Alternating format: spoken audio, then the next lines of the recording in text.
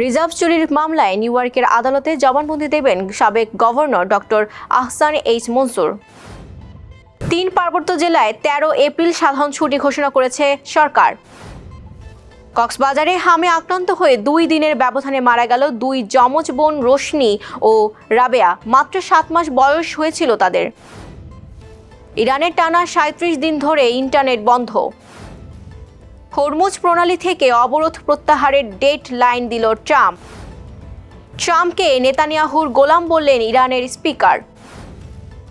রাশিয়ার গুরুত্বপূর্ণ অবকাঠামো লক্ষ্য করে ব্যাপক ড্রোন হামলা চালিয়েছে ইউক্রেন। হোয়াইট হাউসের কাছে গুলির শব্দ শোনার পর লাফায়েত পার্ক এলাকায় ব্যাপক তল্লাশি অভিযান চালাচ্ছে যুক্তরাষ্ট্র পুলিশ ও স্পেশাল সিকিউরিটি ফোর্স। ইসরায়েলের হাইফার ইরানি হামলায় 2 জনের মরদেহ উদ্ধার করা হয়েছে। ভূমধ্য সাগরে নৌকাডুবিতে বাংলাদেশি সহ 32 জনকে জীবিত উদ্ধার করা হয়েছে। 70 জনের মৃত্যুর সংখ্যা। 70 মিলিয়নের প্রস্তাব ফিরিয়ে রিয়েলে যাচ্ছেন আর্জেন্টাইন খেলোয়াড় নিকো পাজ। জাস্টিস ফর রাহুল শিল্পীদের নিরাপত্তার দাবিতে কর্মবিরতি ঘোষণা।